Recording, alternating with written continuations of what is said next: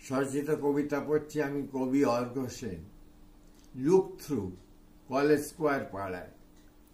ওপরে ব্রঞ্জের সূর্য ধুনো পোড়া পুড়ে জেগে আছে। মন্দিত দুপুর বেলা, অঙ্গ লাবণী তার পুড়ে পুড়ে যায়। তাঁর রোদ্দুরের আঁচ নবনীত তনুতে আহা সহনীয় নয়।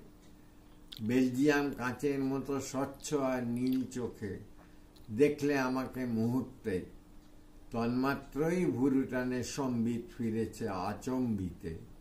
ভুল আমার, ভুলই বলবো, আবার সে বাঁকা উপহাস। আরেকটি চিঠি, ক্ষতও বলতে পারো, শিলমোহর ব্যতি রেখে বুকের ডাকবাক্সে জমা হলো। এই নিয়ে কতবার পাখি পড়া পড়িয়েছি নিজেকে। ওহে, যথাস্থানে উজ্জ থাকা ভালো, শুভানুদ্দায়ী হয়ে দূরে থাকা ভালো। তবু সেই একই ভুল বারবার বাধিত করেছে। দেয়াল পুঁথিতে লাল ক্ষত রেখে গেছে। উদ্বেল হয়েছে যত গন্ধবহ স্মৃতির কফি হাউসে ফিরে গেছে নেবু রঙা শার্ট পরা আহত তরুণ। নমস্কার।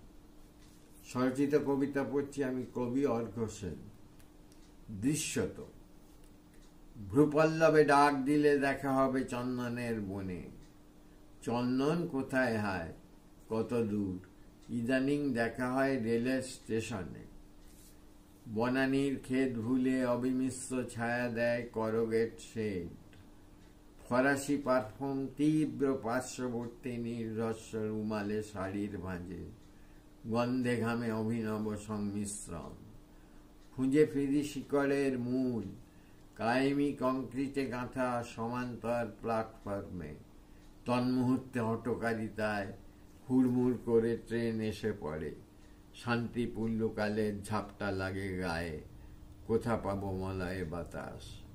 বৃষ্টির সীমানা ছুঁয়ে ওরই মধ্যে প্রিয় ভঙ্গি নিয়ে দেখা দেয় তন্তুজ শাড়িতে ঘেরা, দাঁতে ঠোঁট কামড়ে থাকা 30 ডিগ্রি কোণে হেলে অনির্বচ কুমারী প্রতিমা। নাকের ডগায় বিন্দু ঘাম নাকি ইলছে গুণী বৃষ্টির ফোঁটা।